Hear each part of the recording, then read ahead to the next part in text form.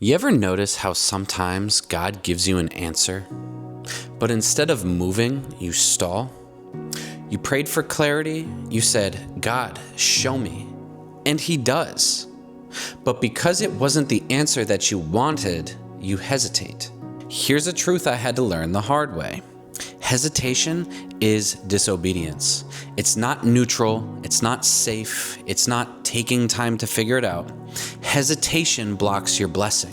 See, I used to think that I could ask God for direction and then figure it out on my own timeline. But when God speaks, He's not opening a negotiation. He's asking for obedience. For me, it was with women. God told me directly, stop chasing from lust and stop treating women like an outlet instead of a gift. And that wrecked me because for 15 years, my identity was built on pursuing women in that way. And when He said, let it go, it felt like He was ripping out half of my life. But when I obeyed, and not even perfectly, but fully, that pruning process was painful. Nights where temptation was screaming louder than my spirit. Moments where obedience felt impossible. But on the other side of that was peace, healing, and strength. A version of me I would have never met if I had stayed stuck in hesitation. Because hesitation doesn't just block blessings, it prolongs your pain.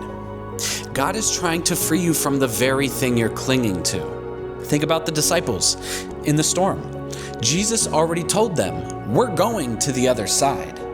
But when the storm hit and He stayed silent, they panicked.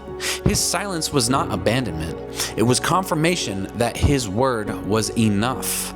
So let me ask you, has God already given you the word and you're still sitting waiting for another sign? That delay isn't confusion, it's fear. Fear of letting go, fear of what the obedience demands. But on the other side of that obedience is freedom. The other side is a blessing. The other side is the man or woman God created you to be. So stop blocking your blessing.